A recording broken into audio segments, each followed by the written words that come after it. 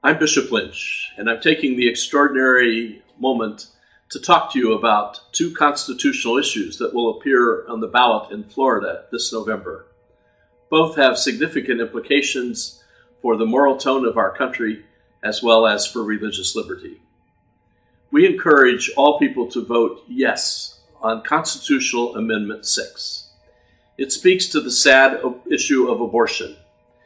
If passed, Amendment 6 would strengthen parental rights, which currently are non-existent in Florida because our state Supreme Court has decided that the right to privacy extends even to a 12 or a 13-year-old who can seek an abortion without any information or knowledge given to or obtained by their parents.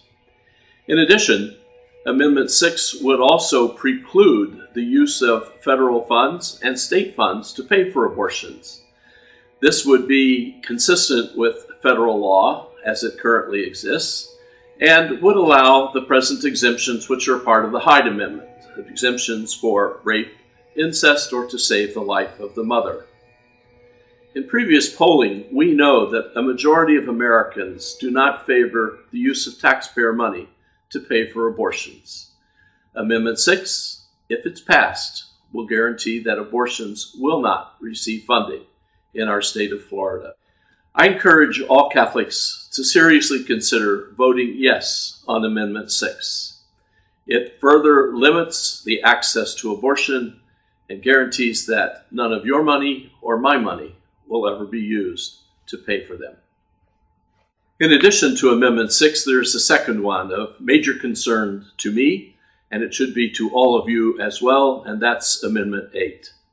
Amendment 8 is basically a religious liberty amendment. Florida currently has a constitutional prohibition providing any state funds to be used for anything involving sectarian uses. This actually would preclude state funds for such things as Catholic Charities and its projects for the homeless, for example.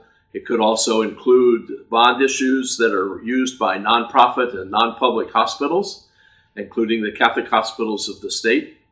And it also seriously precludes full participation by our parents in what I believe they have a right to, since they also are taxpayers, which is to access non-religious, secular aspects of education. Let me give you an example.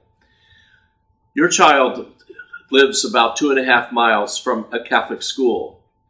The public school is basically the same distance. The public school children are bused to that school, and in fact, a half-empty bus passes the Catholic school on the way. The current prohibition in the Florida Constitution does not allow a school district to provide bus transportation to our children, providing them with both the convenience and with the safety. The same thing's true of, let me take as an example, mathematics books. Mathematics is not a typical vehicle that even we use to transmit religious values and faith, but nonetheless, it's not possible for our schools to use the same books and to receive state assistance in math books because of the currently existing prohibition in the Florida Constitution. In other words, our religious liberty, our right to choose and to exercise choice in education and to provide for others is severely limited.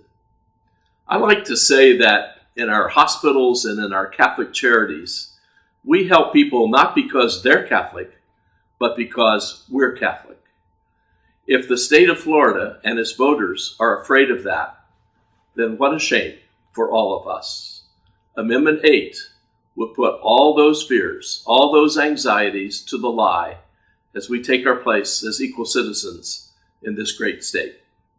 Vote yes on Amendment 8.